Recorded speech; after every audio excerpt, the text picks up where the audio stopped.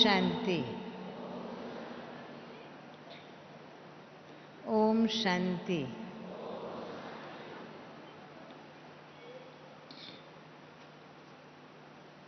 आप सभी विशेष समय निकाल करके बाबा के घर में भट्ठी करने के लिए आए हैं।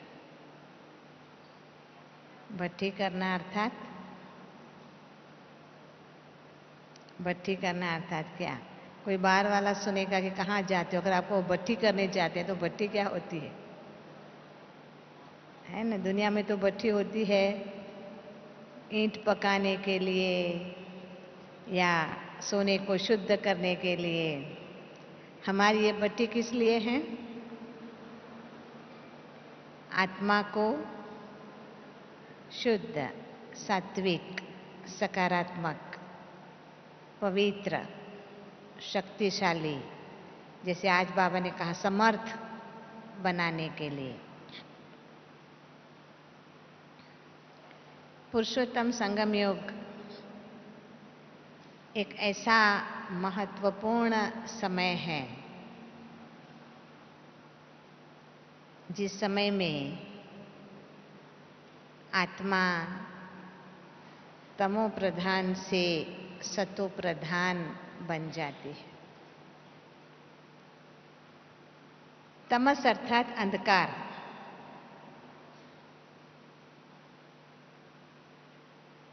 सतो अर्थात प्रकाश। परंतु ये स्थूल अंधकार और प्रकाश की बात नहीं है, इसलिए फिर से कहा जाए तो अंधकार अर्थात बेसमझी और प्रकाश अर्थात समझदार। अब किस बात की बेसमझी हमारे अंदर घर कर गई है, बैठ गई है, और जितना जितना बेसमझी ज्यादा उतना व्यर्थ ज्यादा। जितना जितना हम समझदार बनते जाते हैं उतना व्यर्थ की समाप्ति ऑटोमेटिकली हो जाती है। परंतु समझते हुए भी कई बार जो व्यर्थ है, व्यर्थ अर्थात जो काम का नहीं है, सीधी भाषा में कहा जाए तो व्यर्थ अर्थात जो काम का नहीं है, यूजफुल नहीं है, यूजलेस है। परंतु वो बोरिंग नहीं है। बोरिंग होता है? नहीं, वो चटपटा होता है, टेस्टिंग होता है, इंटरेस्टिंग होता है। होता है कि नहीं होता है? कई बार सेंटर पर ऐसे होता है कि ऐसे ही बातें कर रहे हैं लोग तो बहुत मजा आता है, रुके रहेंगे, पहले आके बोलेंगे कि आज मुझे मुरली सुनने का टाइम नहीं है बहन जी, थोड़ा जल्दी है, ठीक है। फिर बाहर जाके और आधा घंटा खड़े रहेंगे बातें करने में। फिर आपको कि नहीं आप फिर मुरली ही सुन लीजिए, बोला नहीं नहीं जाना है ना, जल्दी जाना है, एकदम जल्दी जाना। तो क्या हुआ? जो बातें करना है ना वो मुरली से ज्यादा क्या है, क्या होता है? इसीलिए कई बातें जो होती है जिसको बाबा कहते व्यर्थ। व्यर्थ क्या है? क्यों व्यर्थ से मुक्ति की आवश्यकता है? जब तक हमें आवश्यकता समझ में नहीं आएगी, नेसेसिटी, आवश्यकता, तब तक वो हमारे जीवन में आता नहीं है।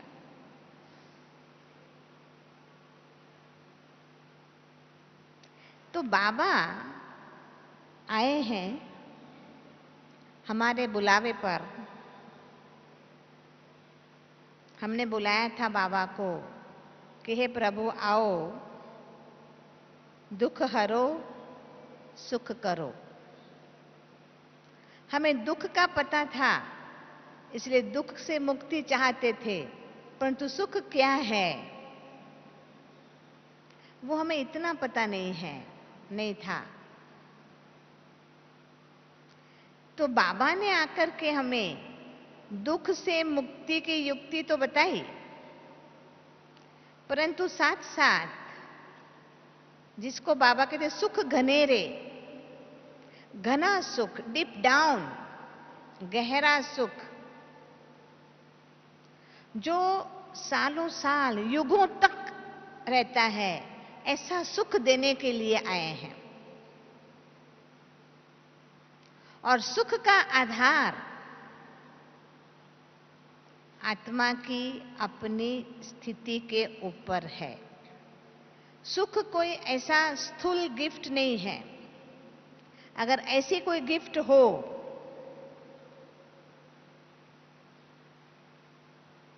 तो भी हमारे काम में नहीं आएगी, क्योंकि आज कोई किसी को कितना भी सुख की चीज, वस्तु, साधन, सामग्री दे दे, आज कोई किसी को सोने का महल भी बना के दे दे यहां कलयुग में, तो भी क्या होगा? जैसे आत्मा गई तो सब कुछ कहां रह जाएगा? यहां ही रह जाएगा। इसलिए वो जन्मों जन्म के काम में नहीं आ सकता। बाबा हमें ऐसे सुख घनेरे देते हैं जो जन्मों जन्म काम में आ सके, और उसका आधार है आत्मा की समर्थ स्थिति। जब आत्मा शक्तिशाली बन जाती है, आत्मा के संकल्प शक्तिशाली बन जाते हैं, तो फिर वो जहां भी जाएगी सुख पाएगी। जो आज बाबा ने फिर मुरली में कहा कि जहां जन्म वहां जीत, जहां जन्म वहां जीत। आत्मा का हर सुख के ऊपर अधिकार रहेगा, चाहे वो तन का सुख है, मन का सुख है, संबंध का सुख है या धन का सुख है। हर सुख के ऊपर उसका अधिकार रहेगा। आधार क्या? जहां जन्म वहां जीत। तो अगर आत्मा को समर्थ बनना है, सुख घनेरे पाना है, जन्मों जन्म का भाग्य बनाने की शक्ति धारण करनी है, तो निश्चित रूप से हमें व्यर्थ से मुक्त होना होगा। हमारी जो एनर्जी है, ताकत है आत्मा की, हमारा समय संगम युग का जो है, वो जितना व्यर्थ जाता है उतना हम पुरुषार्थ में ढीले बन जाते। कोई भी व्यर्थता हमारे पुरुषार्थ की स्पीड में स्पीड ब्रेकर का काम करती है। अब व्यर्थ क्या है, क्या क्या व्यर्थ होता है, इन शॉर्ट अगर देखा जाए, इन शॉर्ट ये है कि पहली बात,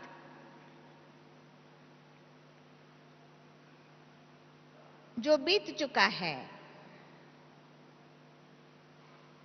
वो सोचना व्यर्थ है।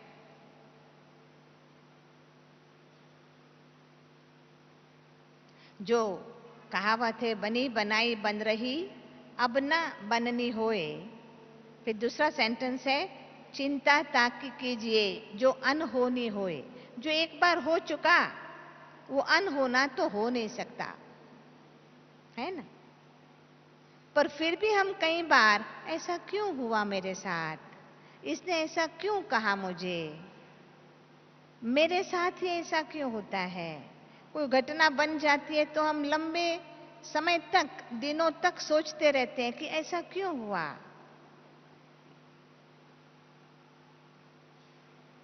और गहराई में सोचते हैं। कई लोग तो सालों साल तक वो बात को याद करके आंखों में से आंसू भी आ जाएगा, इतना डीप डाउन अंदर में रखा है, भर के रखा है।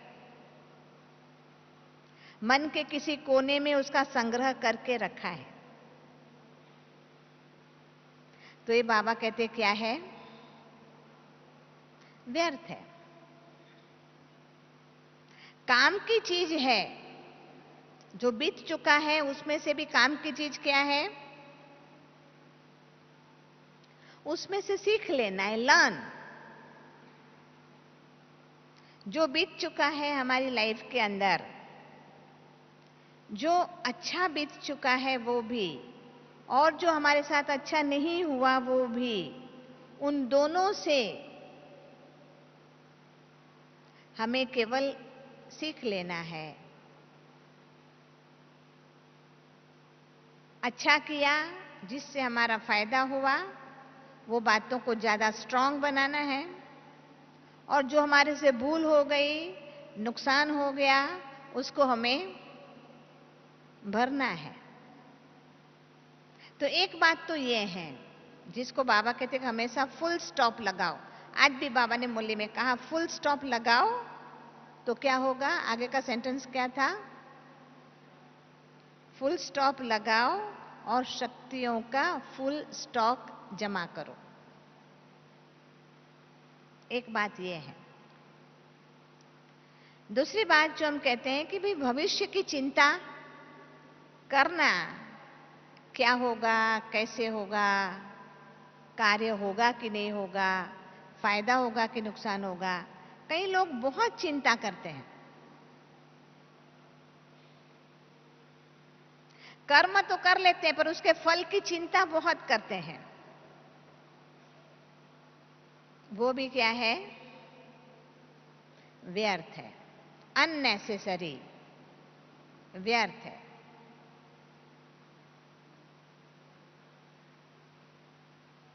कई बार तो ऐसे कहा जाता है कि अगर आप किसी बात के लिए बहुत कंफ्यूज्ड है, करूं या न करूं, अच्छा होगा या नहीं होगा, इस बात की चिंता में जो एनर्जी जाती है, उससे तो अच्छा है कि एक बार भूल हो जाए तो भूल, पर कुछ भी डिसाइड कर लो, तब आपकी एनर्जी कम वेस्ट जाएगी। तो ज्यादा करके हमें लाइफ के अंदर ऐसा कंफ्यूजन में, मूंझ में नहीं रहना है, वो व्यर्थ है। तीसरी बात, हमारी डेली लाइफ के अंदर कई बातें ऐसी होती है जो हमारे काम की होती है, और कई बात होती है जो हमारे काम की नहीं होती है।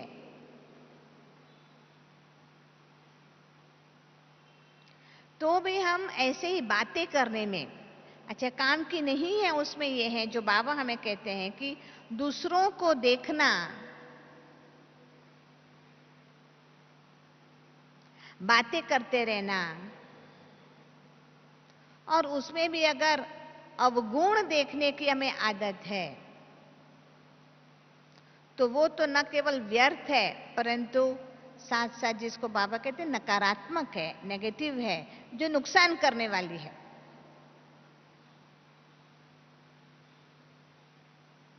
जिसको बाबा कहते हैं पर दर्शन अथवा पर चिंतन।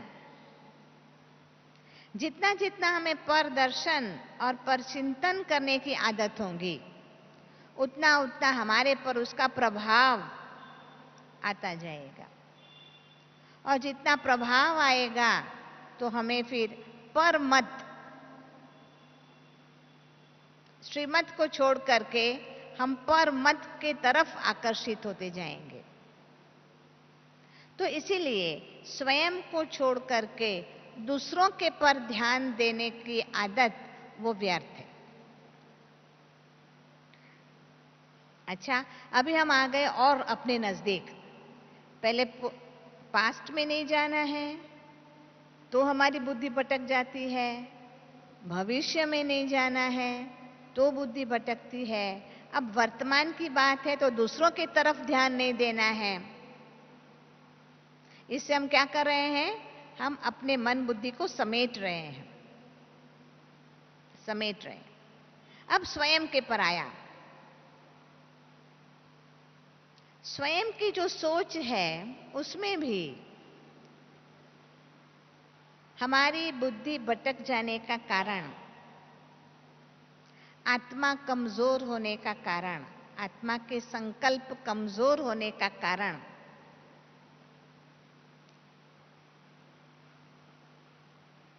क्या कारण हुआ? हमारी बुद्धि देह और देह के संबंध और देह के पदार्थों की तरफ ज्यादा रहती है। शरीर है इसलिए शरीर की संभाल तो करनी पड़ेगी, परंतु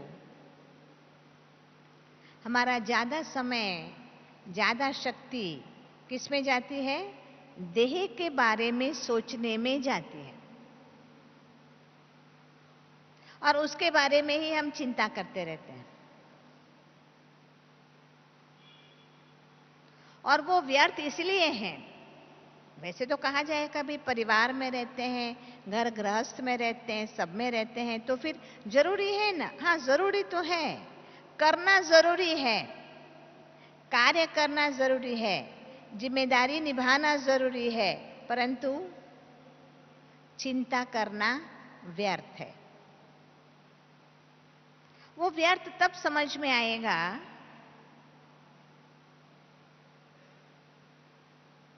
कि जब हम अपने रोल को, अपने पार्ट को समझने की कोशिश करेंगे। वो हम थोड़ा व्यर्थ को मिटाएं कैसे, उसमें देखते हैं लास्ट में। तो जो देह के संबंधित हमारी सोच चलती है, वो आज संगम युग के समय के संदर्भ में उसको व्यर्थ कहा जाएगा। वो ज्यादा अच्छी तरह समझने के लिए आपको उस पर चिंतन करना होगा। अभी हम डिटेल में नहीं जा सकते हैं, परंतु वो आप जितना चिंतन करेंगे उतना समझ में आएगा कि कैसे देह के बारे में सोचना, चिंता करना, समय उस पर देना कितना व्यर्थ है।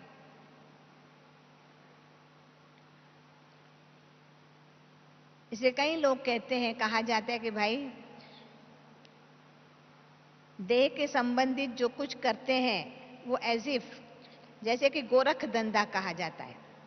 गोरख ने समझाया था कि तुम आए तो कैसे आए और जाए तो कैसे जाएंगे। कहा जाता है कि बच्चा जन्म लेता है तो उसका वजन 2.5 किलो होता है, और मृत्यु के बाद उसकी हड्डी का वजन भी कितना होता है? सेम। क्या किया? क्या किया है ना? लाइफ टाइम कितना हमने ध्यान दिया, सब कुछ किया, खाया पिया, पहना ओढ़ा, आखिर क्या?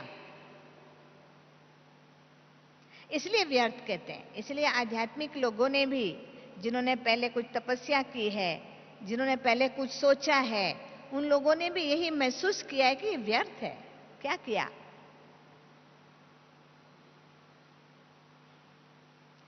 तो उपयोगी, आवश्यक, नेसेसरी तो वो है कि आत्मा अपनी समर्थता को बढ़ाए,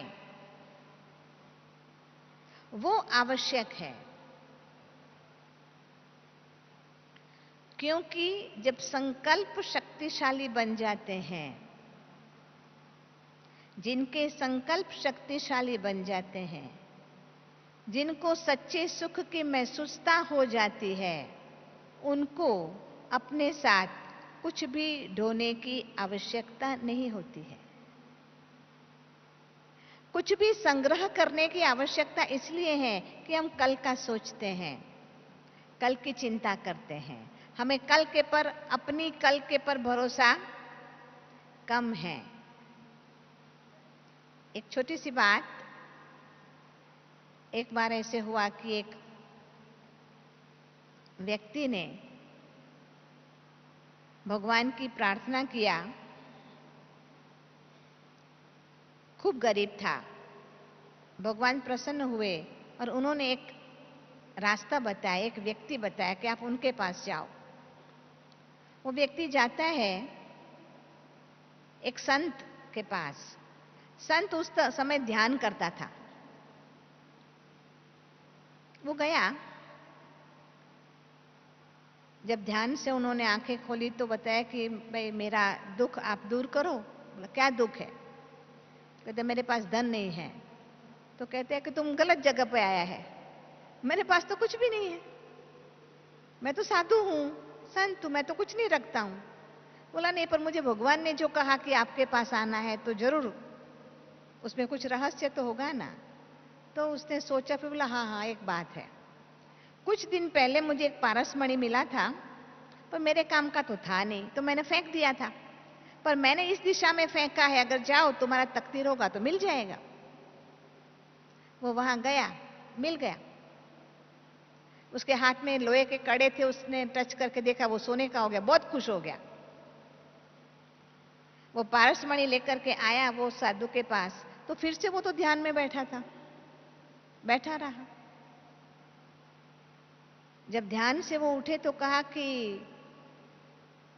उसने पूछा क्यों, मिल गया पारसमणि ना, अब तुम जाओ, तेरा काम हो गया? बोला नहीं, ये पारसमणि नहीं चाहिए। बोला क्या हुआ?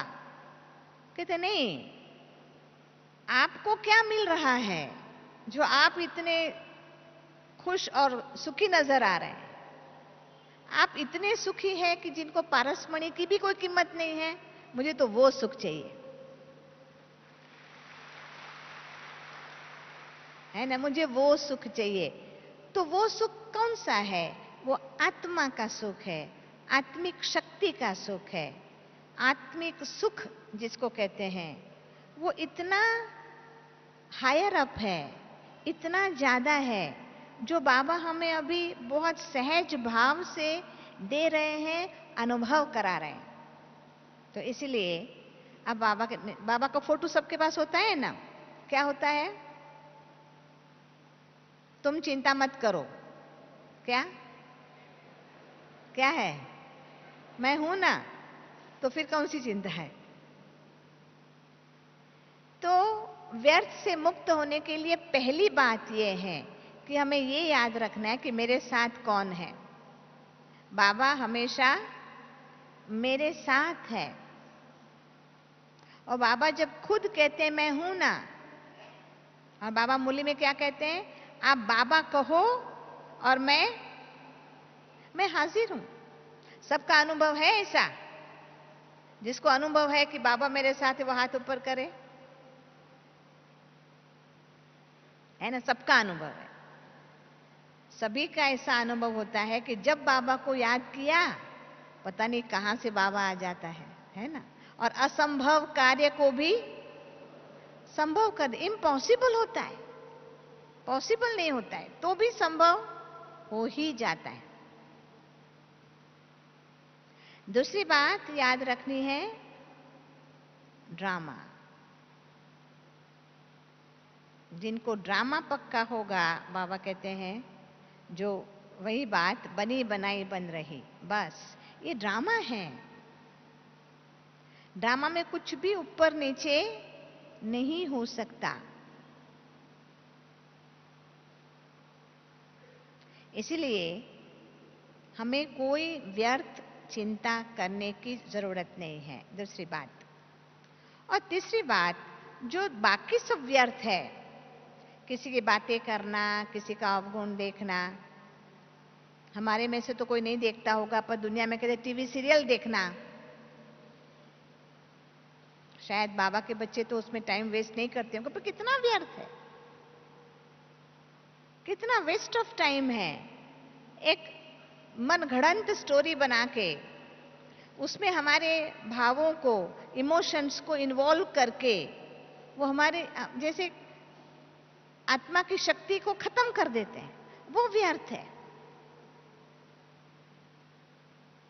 मनगढ़ंत कहानियां बना के उसमें एंगेज करना लोगों को, और हम अपनी भावों को एंगेज कर दे, वो कितना व्यर्थ है। तो उनके लिए हमें अपने आप के ऊपर अटेंशन रखना होगा केवल, कि भाई कदम कदम पर हमें ये ध्यान रखना है, अटेंशन रखना है कि संगम के इतने महत्वपूर्ण समय पर हम कोई ऐसी व्यर्थता में अपने आप को एंगेज न कर दे, ताकि हमारे पास समय न बचे। संगम का समय हमें पूर्ण रूप से, जो आप हर एक क्लास में आपको मिल रहा है, पूर्ण रूप से हमें पुरुषार्थ करने में। और पुरुषार्थ हमारा ये है कि स्वयं के ऊपर ध्यान केंद्रित करके अपने आप के पर कि मुझ आत्मा को कौन कौन सी बात पर पुरुषार्थ करना है, क्या कमी है मेरे अंदर जो मेरे पुरुषार्थ में बाधा रूप होती है। उस कमी के लिए बाबा ने क्या क्या सजेशंस दिए हैं, श्रीमत दिया है, ज्ञान दिया है, मुरली में रोज सुना रहे हैं, और उसको धीरे धीरे धीरे धीरे अप्लाई करना पड़ेगा। अप्लाई फिर से, जिसको बाबा कहते हैं कि एक तो करना है